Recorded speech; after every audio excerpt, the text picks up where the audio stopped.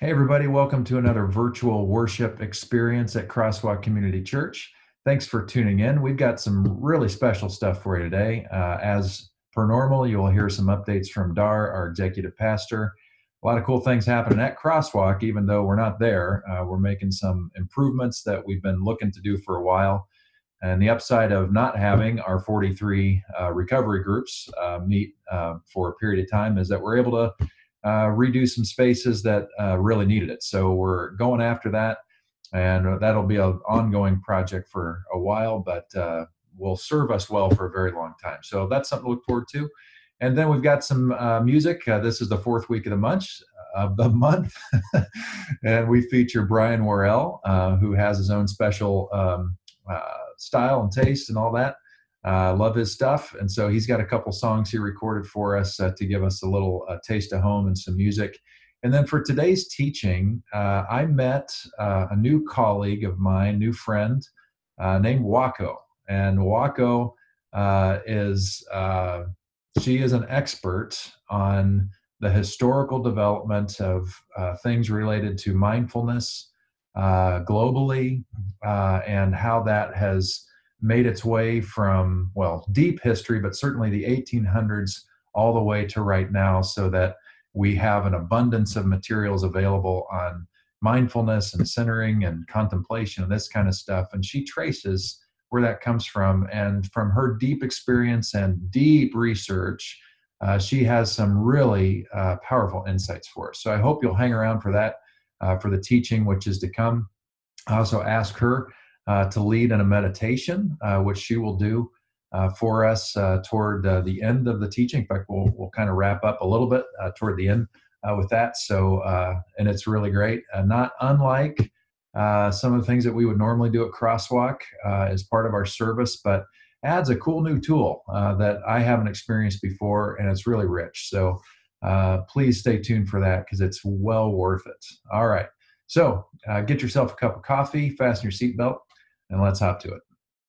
Hi, everyone. Hope you guys are all doing well and staying safe and staying well. I'd like to thank you for choosing to come online and get connected again with us at Crosswalk and all the things that we have going on. First thing I would like to do is introduce you to Beth Cortez. She is the moderator of our Board of Stewards, and she has an important message for you. Hi, Crosswalkers. I hope everyone's doing well. I wanted to talk to you about our upcoming annual business meeting this year. Due to the COVID situation, we will not be able to meet physically as we have in the past. But the Board of Stewards has met and decided that we will hold the annual business meeting via Zoom. Now, prior to that meeting, we will be holding a town hall meeting, which will take place Sunday, May 3rd. This will allow any questions that you may have, as well as a review of the agenda items for the business meeting. An email will be sent out that will have more detail on how the annual business meeting will be handled as far as the ballots. I do want to highlight, though, that only active members will be able to vote. And if you're not an active member, I would recommend that you contact the office as soon as possible, either by calling the office or by emailing at info@crosswalknapa.org.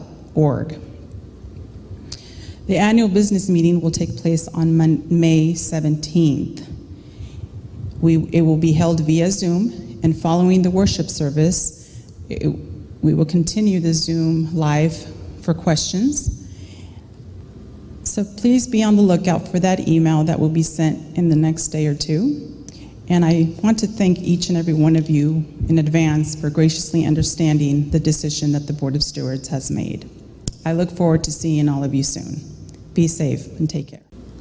So now I would like to share with you about other things that are going on here at Crosswalk. So if you have children, I would like to encourage you to sign on Sunday mornings to the Kids Connect moment. You should have received an email with a link to get connected on this. If not, call the church office or email us and we'll get you an invite on that. But it was really cool. I signed on last Sunday and got to experience the kids that were on there, and Soul's on there, and Pastor Pete is on there, to get connected with the kids. And I think it's great for the kids to see a familiar face. So please do that. If you have kids, help them get connected with Pastor Pete and with Soul. And then I want to remind you about our virtually together groups that we are doing on Wednesdays at 12 noon and at 7 p.m. at night. It's called Embracing a Life of Meaning, and it's a really great group getting together both of those times. And they watch a little video clip, and then they talk about what they saw in the video and what their takeaway has been from what they saw in the video. So if you're looking for a way to get connected, either one of those groups would be a great group to be part of. And then I also want to remind you ladies that we're getting together on Sunday for Fuel, fellowship, unity, encouragement, love, and laughter. So we're going to get together and just check in with each other and see how we're all doing. It'll be Sunday at 11:30. You should have received an email already with the link on it to sign into Zoom. If you have not, email me at info@crosswalknapa.org and we will get you the link so that you can join in on the conversation. Lunch will be provided by you. So grab your lunch and come along and have some conversation with us and get checked in. And then also, back by popular demand, we have the virtual dinner group. We'll be getting together again on Monday, April 27th. They normally meet earlier in the month, and they all asked if they could meet twice a month during this time so they can get connected. My husband and I sat in on it this last time, and it was a really good group. So if you're looking for a way to get connected, this would be a good group to join. So just let us know you want to be part of that, and we'll get you the link for that. And then I also want to remind you that there are 3 ways that you can support Crosswalk. You can give online, you can give by text message, or you can give by mail. We haven't been getting our mail delivered, so we make regular trips to the post office to pick it up. But we are still receiving some of you that are mailing in your checks, so we're getting them that way as well. But I also want to celebrate with you that someone knows that we're very active in our community and they like to support us because of that. So last year we got a nice little gift from the Napa Marathon, and they chose to go ahead and send us another check this year in a larger amount. So just want to celebrate that with you and let you know about that. And now I would like to celebrate Crosswalk, which I like to tell you guys about stuff that's going on around here. So we've got a lot going on in the building with some remodeling that's getting done in the fireside room and in the conference room across the hall from that. But we got a call today asking us if tomorrow morning at 8 o'clock in the morning that we can open up as the Emergency Volunteer Center for Napa County during this time of disaster. So we will be opening up the doors at 8 o'clock in the morning, and they will be here to collect donations. They're going to be putting out, asking for, Pete had started a thing called Spare a Square. So they're going to be collecting toilet paper, they're going to be collecting face covers, they're going to be collecting hand sanitizers, all kinds of different things that are needed during this time. So of course we said yes, of course. So we're gonna open the doors and we're gonna be available for that to happen. So the other thing is people will be asked to come in and sign up to be a volunteer in Napa for different places where they're needing volunteers at. And before you can actually go out onto different locations where they need volunteers, you have to actually be sworn in. And it is to protect you, but also to protect the other people that are out there, that if you were to get hurt or whatever, you're covered that way once you've been sworn in. So want to encourage you, if you're looking for a way to get some volunteer time, that you're feeling like you just want to reach out there and do something more, you'll be able to register here at Crosswalk during the week, starting at 8 o'clock in the morning tomorrow morning. So I guess I should say Friday morning, because this will come out on Friday. So anyway, just want to celebrate that with you. We're flipping our worship center and our lobby into an emergency volunteer center. So always great ways to serve our community. So I like to celebrate that. So just hope you're all staying safe and staying well and figuring out how to get through these times of just craziness that we're dealing with. But there's lots of resources out there if you're looking for a way that you are feeling stressed. We'll have some stuff on the website, on the Facebook page, that you can go in with links on how to get help with mental health, with all kinds of things. If you're looking for food resources, we have signs posted all over the doors out here, but that's also available on the Crosswalk Facebook page. So Anywhere you need connections, let us know. We can help you get connected with resources. We hope you're just staying safe and staying well. Thank you, and God bless you all.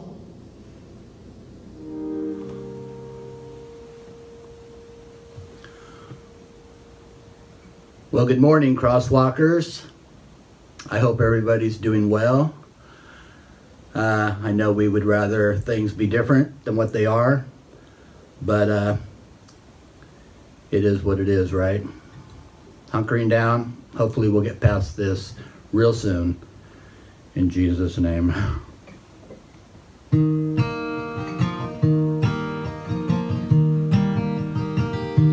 There is a thread running between the first and last breath that we breathe. And in this strand of flesh and bone resides the hopes and dreams we call our own. And there's a hand that sews the threads together around one strand, a saving scarlet thread. Come as you are, weary, worn, and tattered. Come and take your place among the threads.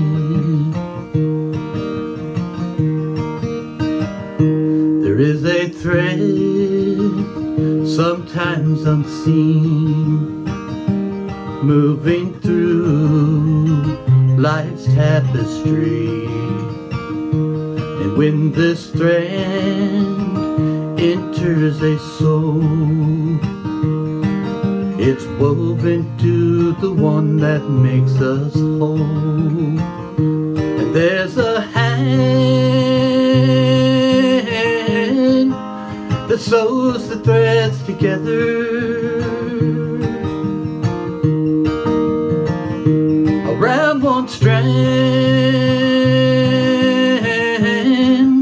of saving scarlet thread. Come as you are,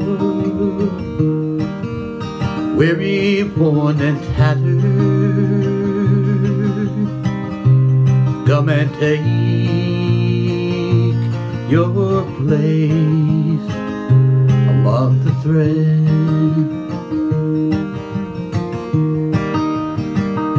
And there's a hand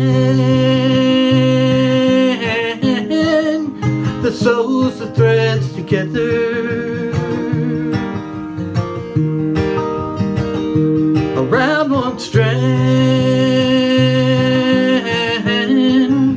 of saving scarlet thread. Come as you are, weary, worn, and tattered.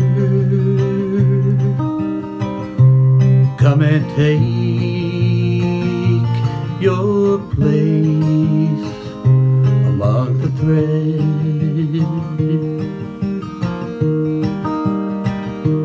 Come and take your place among the threads.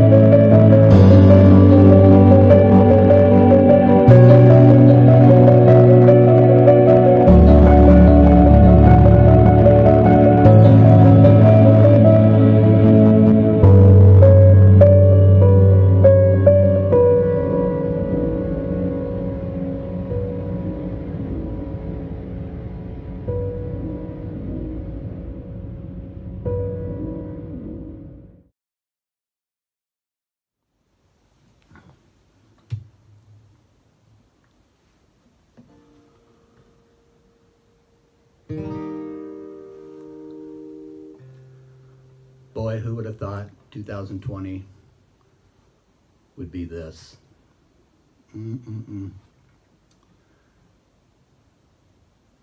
But God is still God. And Scripture says, when you've done all you can do to stand, stand and know that God is God. And I do that, and I trust Him. And although this is scary, I am not consumed by fear. 24 oceans, 24 skies, 24 failures, 24 tries, 24 finds me in 24th place, with 24 dropouts at the end of the day. Life is not what I thought it was 24 hours ago. Still I'm singing, Spirit, take me up in arms with you. And I'm not who I thought I was 24 hours ago. Still I'm singing, Spirit, take me up in arms with you. 24 reasons to admit that I'm wrong. With all my excuses, still 24 strong. See, I'm not copying out, not copying out, not copying out. When you're raising the dead in me, whoa, I am the second man, oh, I am the second man now. Oh, I am the second man now. And you're raising these 24 voices with 24 hearts, with all of my symphonies in 24 parts. But I want to be one today, centered and true. I'm singing, Spirit, take me up in arms with you. Oh, you're raising the dead in me, oh, I am the second man, oh, I am the second man now. Oh, I am the second man now. And you're raising the dead in me. Oh yeah. Oh, oh, oh. I want to see miracles, to see the world change. Wrestle the angel for more than a name, for more than a feeling, for more than a cause. I'm singing, Spirit, take me up in arms with you. And you're raising the dead in me, whoa, I am the second man, oh, I am the second man now. I am the second man now. And you're raising these 24 voices with 24 hearts, with all of my symphonies, 24 parts. Life is not what I thought it was 24 hours ago. Still I'm singing, Spirit, take me up in arms. Yeah, I'm not copying out, not copying out, not copying out. Yeah, I'm not copying out, not copying out, not copying out.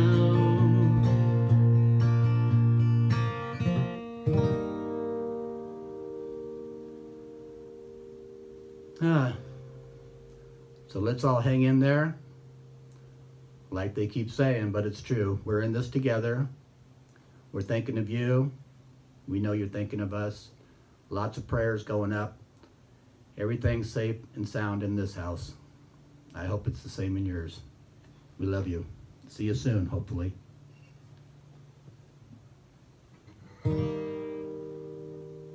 Hey everybody, welcome to this week's teaching. I've got a special guest with us today that I'm interviewing as part of this Great Reset series.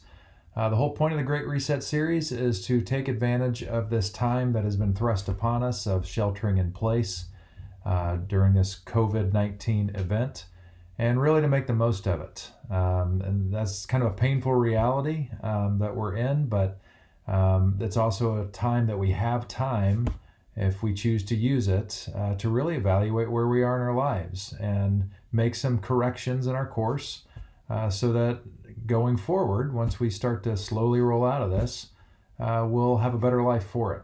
And so you're probably already doing some of this naturally, but I think if we're intentional about it, it will even be greater. And one of the things that I've been recommending throughout this, and actually long before COVID-19, has to do with mindfulness and appreciating silence, deep breathing exercises, as a stress reduction exercise, as a clarity catalyst, among other things. And so I'm bringing in an expert today to talk about this from an academic perspective, and then she will also lead us through a meditation exercise, a breathing exercise, toward the end of this teaching. So the person I'm inviting in, her name is Wako Shannon Hickey. She is a Napa native. However, she has been a professor around the country at least, has a book published by Oxford Press, which is a very big deal. So I highly recommend her book. We'll include that in the blog today, so you can get your own copy. I'm reading it. I love it. If you want a historical development of how mindfulness came into the United States and how it's played out now, that's basically what her doctoral thesis was all about. So it's really, really rich. Some of you may have misgivings about this whole idea of meditation because of things that have been attached to it and labeling over the past century. I want to let you know that this mindfulness idea, this centering, this silent prayer, this is part of the Jewish tradition. Just because we haven't recognized it or valued it in our tradition doesn't mean it hasn't been there. It has. One of the obvious places, I mean, in Scripture, in Jesus' story, and then after Jesus' story in the New Testament, you see people practicing silence, going in silent retreat, meditation. When Jesus went away to be alone in stillness and silence, that's what he was doing. And one of the first stories after Jesus begins his public ministry, which really launched with his baptism, the first thing he does, he goes away for 40 days and 40 nights in the wilderness. Now, that's a loose term for saying he was away for a long time. So what does he do? He goes on a solo camping trip to collect his thoughts, to meditate, to draw near to God, to wonder who he is and who he's going to be. That's what this is all about. So if you have any misgivings about this whatsoever, let those go because it's just not accurate. Our tradition is rich with this, and we have people who went before us many centuries ago who practiced this, and it made all the difference in their life. So without further ado, let's get into this interview with Wako. I love this person. I think she offers so much to the world, and look forward to you getting as much out of it as I have. So here we go. So I started out by looking at the contemporary mindfulness movement and the kind of astonishing growth in the way that meditation has moved from really the fringes of American religious life to the medical mainstream. And so I traced the process by which that happened.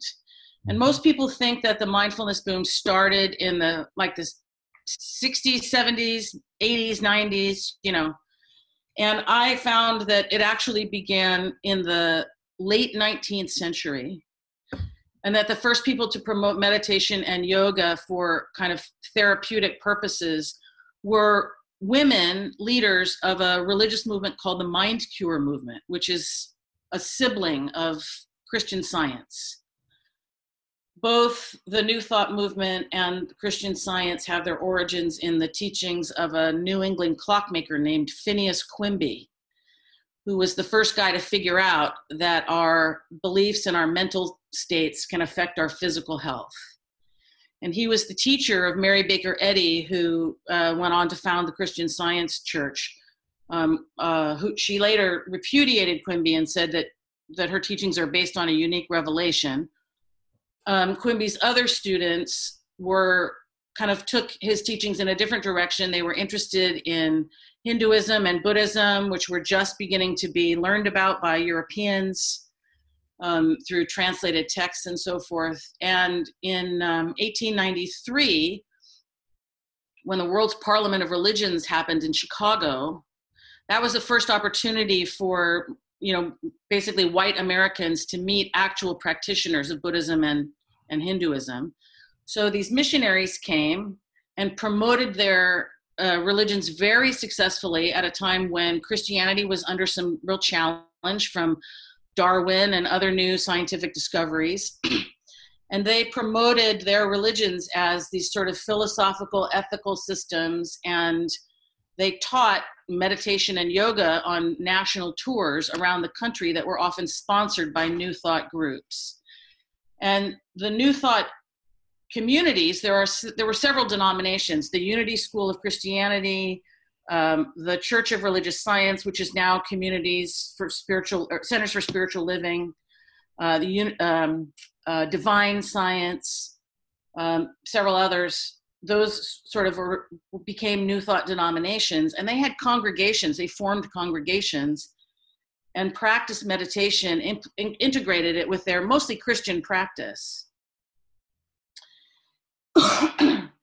And so one of the things that was transformative about the Mind Cure movement was that for women, and also later for African American men and women who they inspired, the idea that you could change your thoughts, change your mind, and then change your circumstances was a radical idea. It was a revolutionary kind of idea, because both women, white women, upper middle class white women, and Black men and women of all classes lived in very oppressive circumstances in the Victorian era.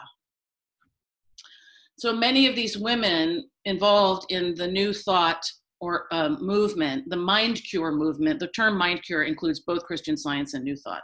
Anyway, many of these women were involved in social reform movements to get the vote, to do service to poor people and people incarcerated, to reform marriage laws, to reform property laws, all those kinds of things.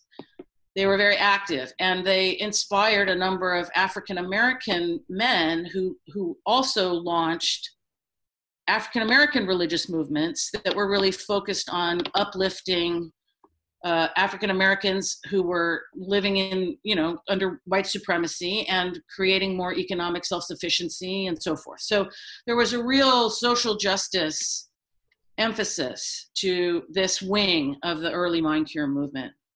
And they were hugely successful. And they put a lot of pressure on the American medical mainstream, which at that time relied on things like bloodletting and leeches and cauterizing things, and just horrific practices that were sort of standard medicine without really much in the way of anesthesia and no antibiotics. So the mind curers were actually less likely to kill people when things like typhoid and cholera swept through slums, because they weren't bleeding sick people to death, So they were hugely successful. And the medical and the religious mainstream basically started fighting back. And a clinic in Boston that was a collaboration between an Episcopal church and some medical doctors opened up the first kind of social services clinic in the country, and began sort of integrating some of the mind curers' mental therapeutic methods with kind of mainstream psychology, European psychology, and Orthodox medicine. And slowly they channeled the mind cure methods out of kind of the popular religion and into mainstream psychology and medicine. And as this process continued over the next number of decades, the kind of social justice agendas of the women and the African Americans fell away. And mental therapeutics became increasingly medicalized and secularized.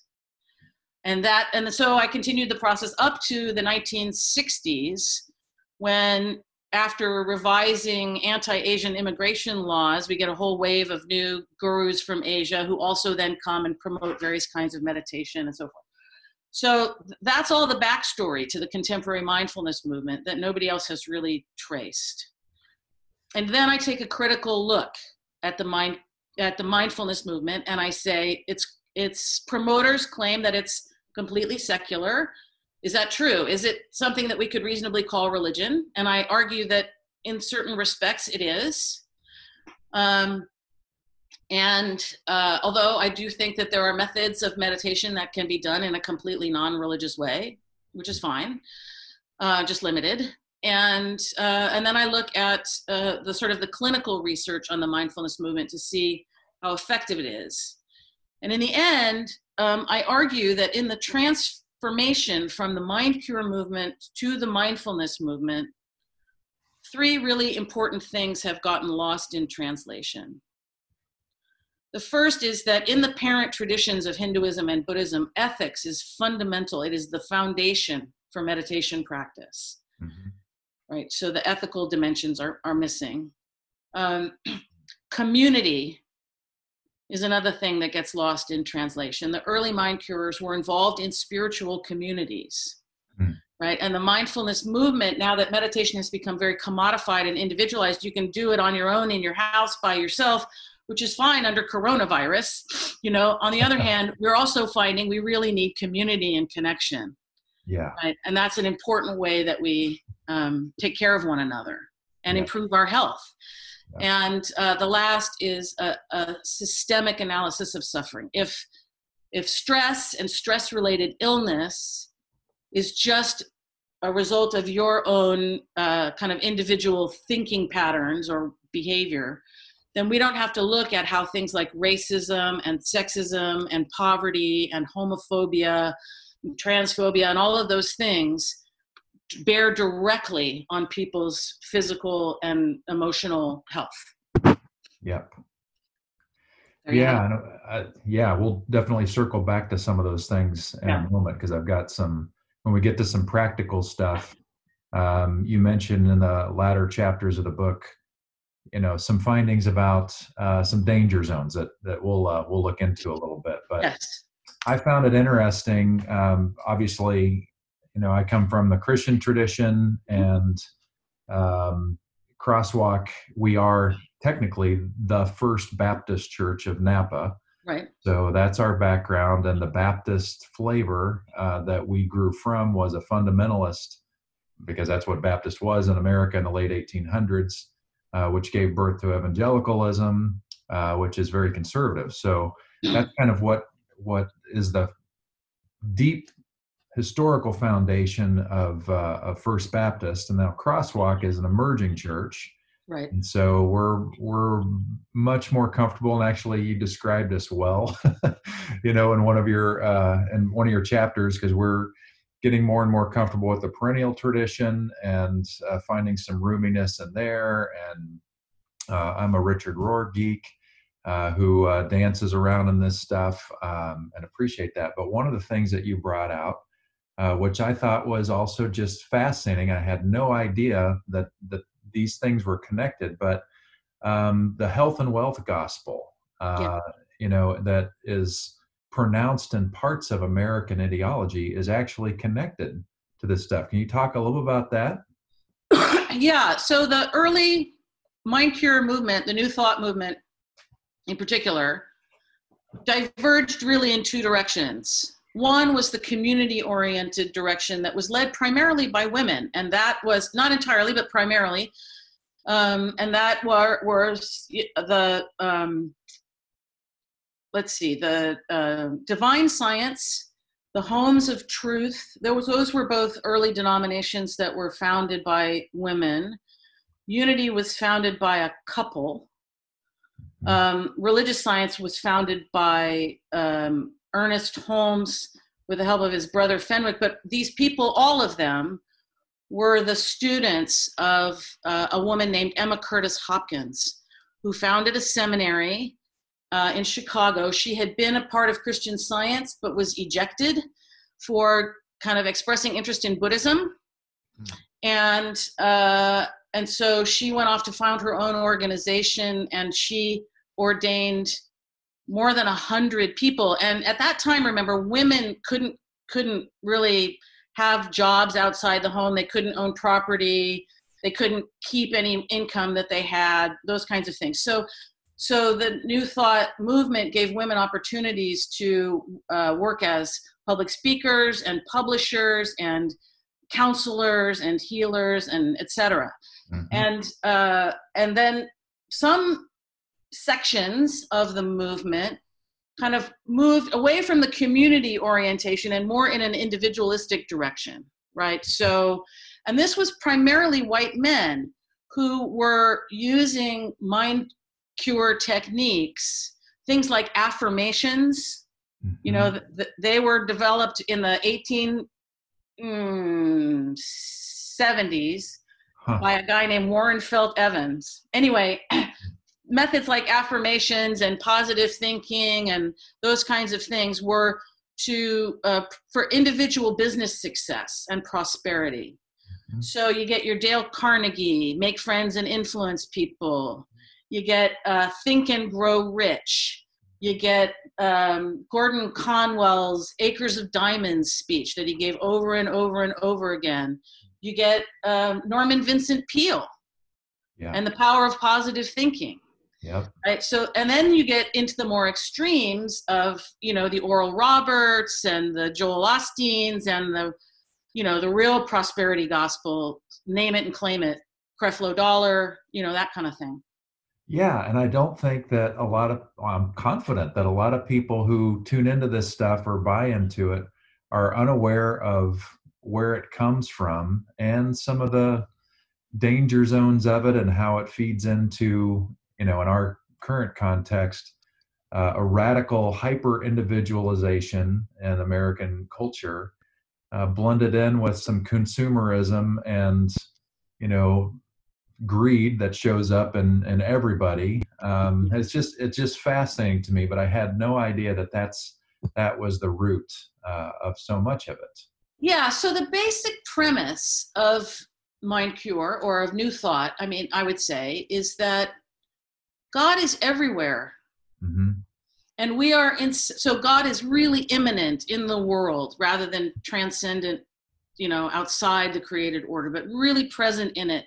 And we are always connected to our divine source. And when we tune into that connection, really, truly, naturally, we will thrive, right? We will have good health. We will be happy. You know, maybe we'll have a material abundance, but the early mind curers were much more interested in spiritual abundance. They were, you know, if you read their writings, these women, they were really they were Christian women who were trying to deepen their Christianity and their Christian life. Yeah. Okay, so let's fast forward to what we're seeing now. This is going to be a big flop toward the other side of this conversation to get into some of the nitty-gritty stuff, because now mindfulness meditation has become incredibly popularized. In your first chapter, you talk about the abundance of material that's out there. I mean, multi-billion-dollar industry. Yeah, it's huge. And at Crosswalk, you know, we do we incorporate it's not very long, but 3 to 5 minutes of quiet breathing exercise with the purpose of centering, you know, so that we can be more present in the moment. And sometimes I do a guided meditation where we, you know, repeat some phrases that I think, you know, might open us up in particular directions and so forth. But one of the things that you mentioned, which I thought was funny, is you were at Whole Foods, and there was a magazine, dedicated to like 100, quick tips for, mindful living or something like that. Yes. And so let's talk about that for a second, about help us understand or help us know how to have a conversation about the abundance of materials out there. Where is the helpfulness of that, and where are some areas that may not be as helpful or get away from the core of what this thing is all about? You know what I'm asking? So here are the 10 qualities of mindfulness, and there's instructions for. Here's a really good example. Instructions for a body scan, that you can do, which is one of the methods that's taught in mindfulness-based stress reduction, which is the earliest mindfulness-based intervention. Yep. I might abbreviate it with MBI. That means mindfulness-based intervention. Anyway, so now, for example, one of the problems is the superficiality of it. So here, for example, here's this brief little description of a loving kindness meditation. To start with mindful breathing and to bring to mind a beloved person and to direct kind wishes to them. May you be happy, may you be well, may you be peaceful. Yeah. And then extend those wishes, right? So it's really short. Yeah. This is actually a really deep 7-stage practice in Buddhist tradition for improving our ability to extend loving kindness to everybody, including our enemies. Mm-hmm. It's deep. Yeah. It's hard. Yeah, right. And it has multiple steps. Mm-hmm. And it's a practice that's meant to be done, for a lifetime. Mm-hmm. Yeah. And so, you might get this much of a taste of it, but the depth of it is in the training. I mean, the genius of Hindu yoga and of Buddhism is that they are methods. They are psychophysical methods and practices to help us cultivate the kinds of attitudes that all the great religions say that we should have: love of neighbor and self. Mm-hmm. Yep. And so that's my concern, really. And I also get concerned when things like the military is teaching soldiers mindfulness practices to help them be more resilient in combat. and I want our soldiers to be resilient. I don't, whatever we can do to help them not have post-traumatic stress. Right. Is a good thing. I mean, I work with veterans in my work, and I care about these people, Yep. So at the same time,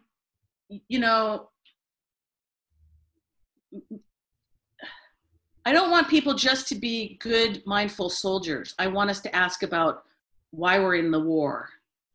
Yes, right. You bring that up, and you talk about mindfulness, and that there are psychopathic people that are very focused, very mindful, and not to suggest that military is all, and that I don't want to paint it the same way, because there's a place for it, but that brings up the bigger, deeper conversation. And the focus. So I was quoting somebody. The focus of a sniper is not exactly the same thing as the focus of a Buddha. Yeah. Right. It's complicated. Right. And there are these, like the CEO of Aetna launched this program and then said there was like a 14% improvement in productivity. Well, what does that mean? Yeah. And are we just simply making people more adaptive cogs in a machine? Yeah. Or are we actually helping people to kind of wake up and be more conscious about how we're actually connected with one another? Yes, that's right. And what the ethical implications of our behavior are for others. Yes. Yeah. So when I was, in the later chapters of your book, I had this gut check thing, just kind of an awareness that I'm glad you're fleshing out with us, because I've recommended to people some of these very accessible tools to help them with mindfulness and breathing exercises like Headspace, like 10% Happier, like the Calm app. And my motive of it, or behind it, is there is great benefit Yes. to breathing exercises. It does help with stress Yes. reduction and becoming more aware of what we're feeling and what we're thinking and entering into the world.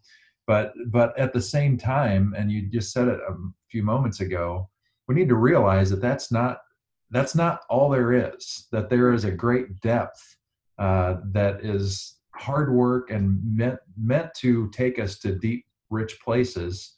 And I think about that from the Christian tradition, because that's where my specialty is, obviously, and that's my wheelhouse. And there's a part of Scripture where Paul, the apostle, talks about people who've walked away from the faith, and they're the hardest ones to get back into the faith. But what Paul's really talking about in context there is that they walked away from just a shallow understanding of the faith, and they thought they had the whole faith, but really they just got the very top layer of it and didn't realize the depths or the complexity of it. And Yeah. I wonder if some people, if that's a similar kind of a thing that we see today, that people, say, well, I tried the mindfulness thing, but that didn't really work for me. And maybe it's because they only got, a 5-minute experience of something that's really meant to be a lifetime work and benefit. Yeah, I think that's right. And I know for myself that that I walked away from I grew up in Napa. I visited First Baptist Church. I knew the family who is memorialized on the bench sitting right outside your door. Went to school with one of his daughters. Sure. Anyway, but I was involved in a different community, and I walked away from a really kind of harsh, judgmental, narrow understanding of Christianity that just was really not okay with me.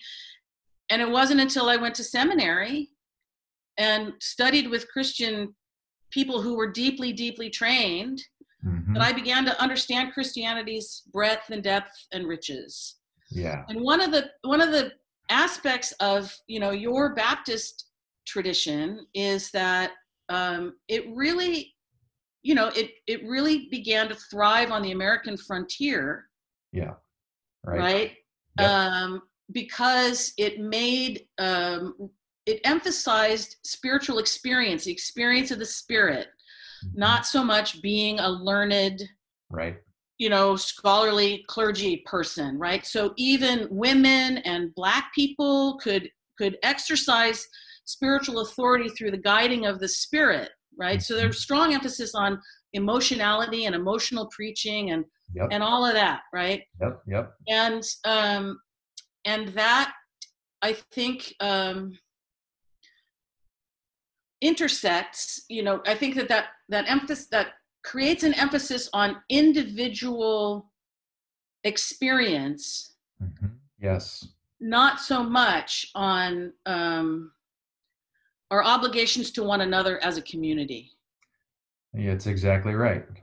Charles Finney was one of the early proponents of this in the 1800s. Yeah. And kind of a double-barreled approach where you had radical individualism. So salvation itself was individualized, and it was for everybody. And Baptist stuff, and actually Christian fundamentalism, really started to take root in the early 1800s. And as you said, was a response against an intellectual elitism that was mostly in the cities on the East Coast. And it was a response to that. So this became an every person's religion on the one hand, but then also kind of an anti-academic response, which is more on, just get these basic fundamentals. If you believe this, then you're right. And that fed into, at that time in history, just sort of a neat and clean box that you can check off the boxes, and I've got it, I'm in, and I'm good, and I don't need much more. And Right. that was a terrible minimization of the complexities and the depth of the faith. And there's actually a parallel in my own Zen tradition.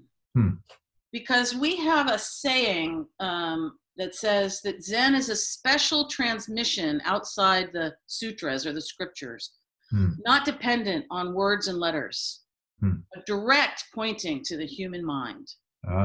And what that refers to, I think, as I understand it, is that, Zen is really, it's very formal ritual practice. You think about the highest high church, Catholic church mass you can think of, and Zen is like that. It's very, very formal, and every gesture is sort of prescribed. It's a physical pedagogy, and you learn with your body the attitudes and the dispositions that you're trying to cultivate in your heart. And you can see, when someone has really kind of mastered that very graceful way of moving through the world. I'm terrible at it. I mean, my deportment is lousy, but nevertheless, I aspire to it. And there is that. At the same time, Zen has a huge literary tradition. It's probably got, more literature connected with it than probably any other. It's an enormous corpus. And the founder of my order certainly never rejected kind of academic study. It was essential as part of your training. So study and ethics. In Buddhism, the sort of the basic triad of practices are moral conduct, which is specified what that means, meditation, and those things lead to wisdom. And wisdom leads back to moral conduct, which supports meditation, which deepens wisdom, which leads back to moral conduct. They all feed each other. Yeah.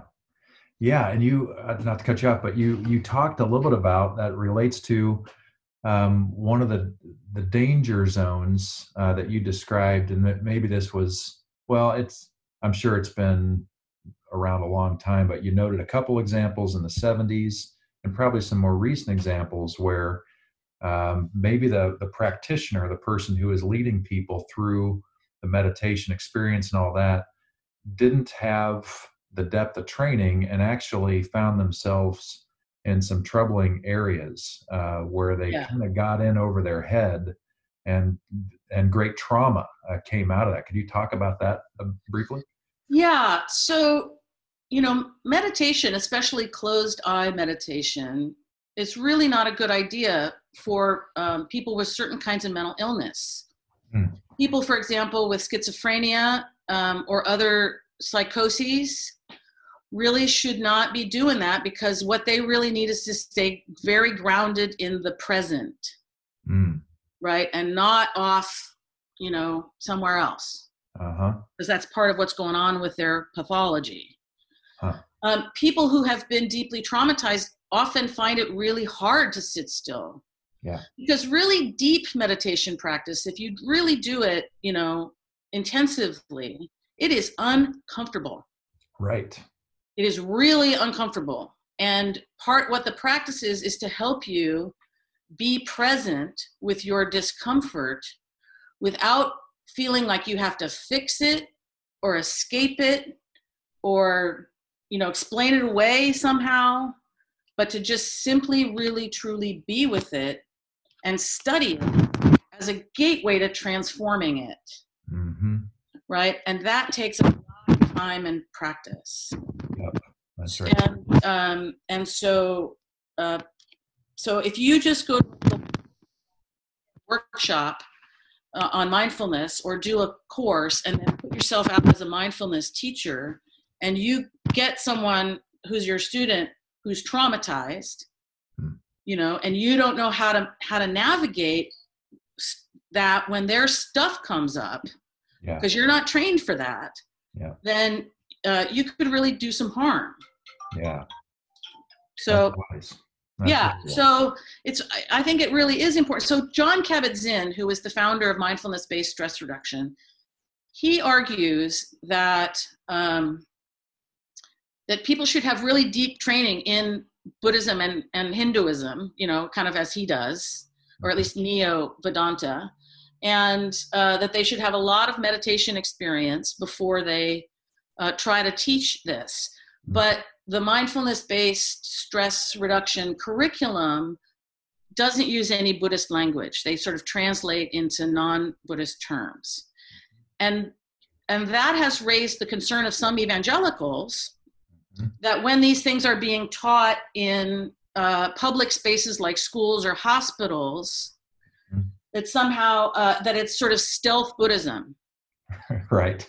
And that people should be allowed to exercise informed consent about whether they want to participate in these things. Yeah. Now, I have some sympathy for this argument, because I do think that insofar as people are asked to really have deep training in Buddhism and then go teach this thing in the schools, you know, you could maybe make an argument. On the other hand, I'm not sure that meditation is the exclusive claim, you know, territory of Buddhism or Hinduism or any tradition. I think the methods can be separated from their theologies, and that there is some benefit in doing this because it makes the practices accessible. That's right.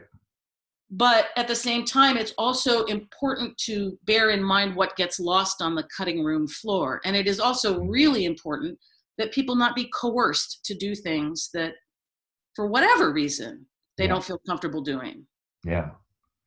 So in our remaining moments, what this kind of goes against some of what we've talked about, and recognizing, you know, the trend toward a shallow approach to this. But if you're looking for some practical advice to help people integrate some of these practices into their life, what would it be like? Is it okay to practice, you know, breathing exercises? Is there any danger in that? What do we need to be thinking about with that? Or using the apps, and go ahead and, you know, take a whack at me if I'm being an idiot with with my suggestions and stuff. But how would you advise John Q. Public going forward and embracing some of these techniques and sort of do's and don'ts? Well, I'll be happy to teach you one method that takes about 5 minutes. I do it all the time. I teach it to a lot of people who are religious or not. Very easy. It's a good thing. I think you should ask yourself, does this help me? Does this make me less anxious and stressed and crabby? Does it make me kinder to other people? Yes. Does it make me kinder to myself? You know, all of those are good things. And to remember that while spirituality is an individual journey, it also is really important to do in community. Yes. We need the support. We need the accountability. We need the spiritual challenges that come up with, you know, in that context. Yeah. And in our increasingly atomized, tech-focused world, it's really important that we build and maintain these civic institutions, including churches, you know, to just help us maintain our connections, you know. Yeah, and that's so important, and we're especially feeling that right now when we're unable. Yeah, and while the clinical research shows that mindfulness absolutely can be helpful in lots of ways, but it's not a panacea, and it tends to work in conjunction with things like medication where that's indicated. I am no objector to appropriate medication where necessary. Yep. And it's not a substitute for community, friendships, you know, meaningful work. It's not, you know, none of those things. It's not a substitute for any of those things. It works in conjunction with those things. Yeah. Awesome.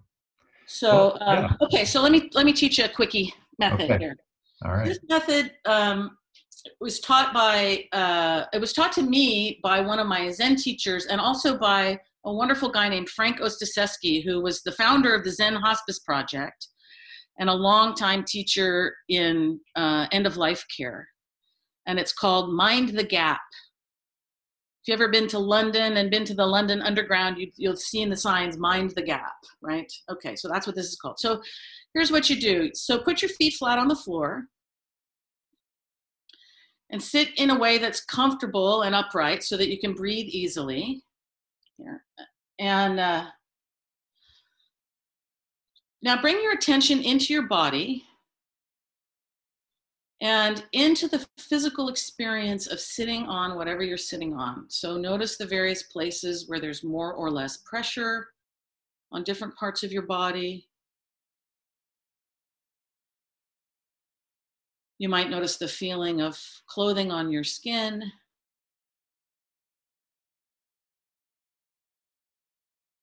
Maybe tune into any sounds you can hear. Perhaps you can feel the air moving. Just really tune in to the physical experience of sitting here for just a minute with nothing else to accomplish.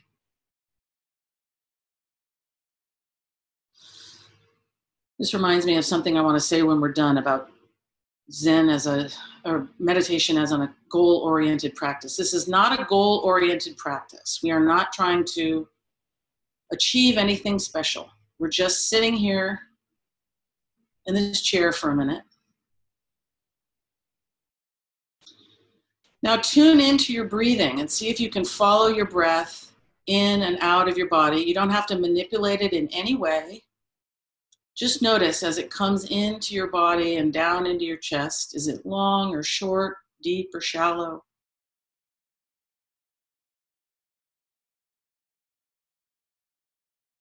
And if you find your mind wandering, that's okay. Just come back to your breathing.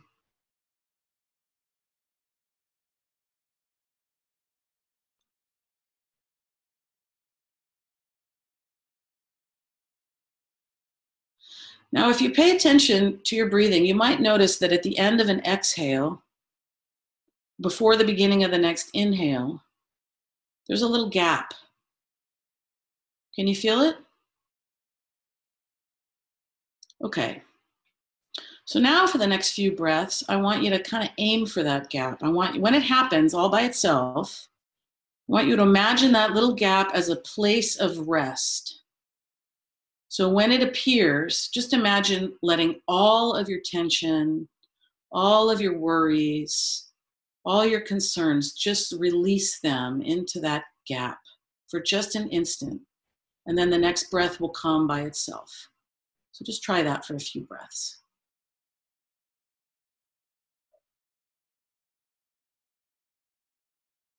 I do this in a car.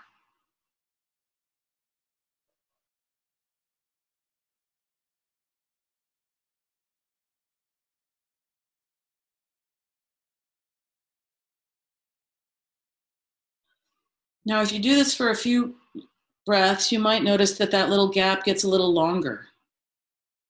Are you noticing that? Yeah, so just enjoy that little place of rest for a few more breaths.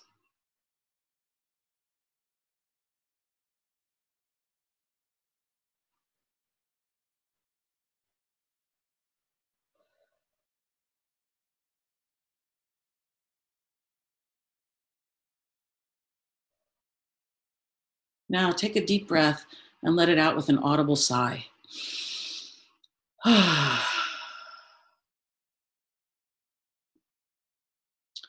So what do you notice doing that? For me, it was calming. Uh-huh. I liked the mind to gap. That was a very, it was a good release point. A lot of times in my breathing exercises I'm focused so much on the in and the out and the feeling of that, I don't mind the gap at all. And so that's a new helpful tool for me and effective in terms of calming and centering more right now. Yeah, it's a practice of becoming still. Not holding still, but becoming still by resting. Yeah. And relaxing and letting go. Yeah.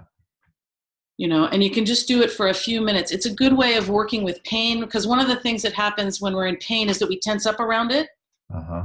And so kind of the counterintuitive but helpful response is actually to turn your attention toward it, to explore it as a physical sensation with a kind of attitude of curiosity and non-judgment, and to kind of relax and soften around it. And that actually eases it. And so that's the transformative power of long-term meditation practice.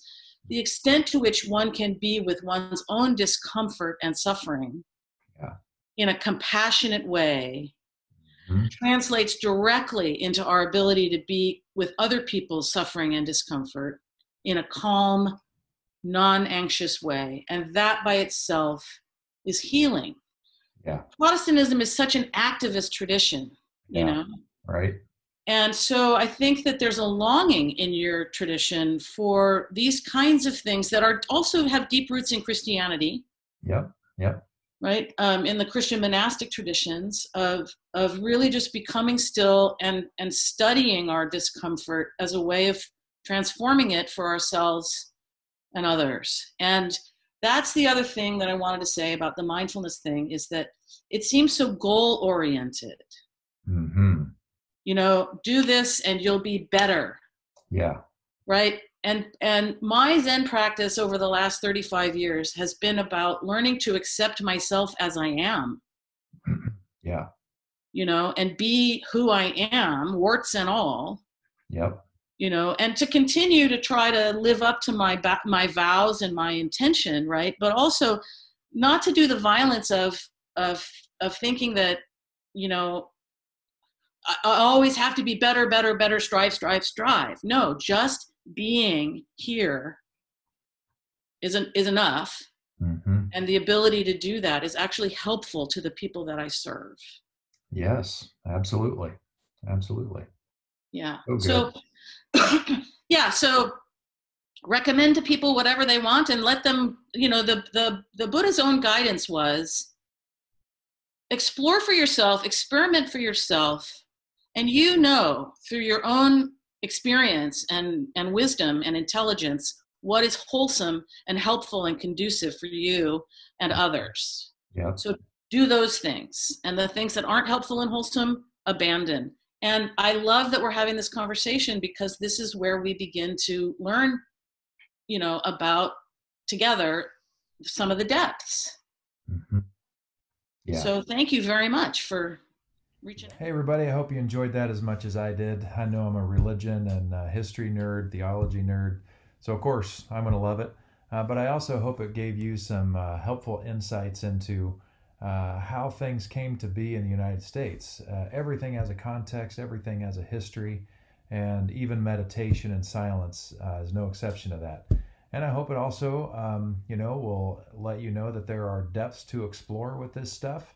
As well as good reasons to take it for whatever level you can. So I hope you'll do your breathing exercises, and hope you'll even explore all that stuff in a deeper way, because it's just going to help you out. A couple things before we do the Lord's Prayer. First, please visit our Crosswalk website homepage, and if you are looking for any assistance, if you need help getting through COVID-19 along a range of issues, hit the COAD link, and it will take you to some very helpful resources along the lines of food, mental health. We just want you to make sure you get the help that you need to get through this time, and there's a lot out there available for you. And then I'd like you to experiment with something. Some of you are already doing this, and I'm encouraging you to do it a little bit more intentionally.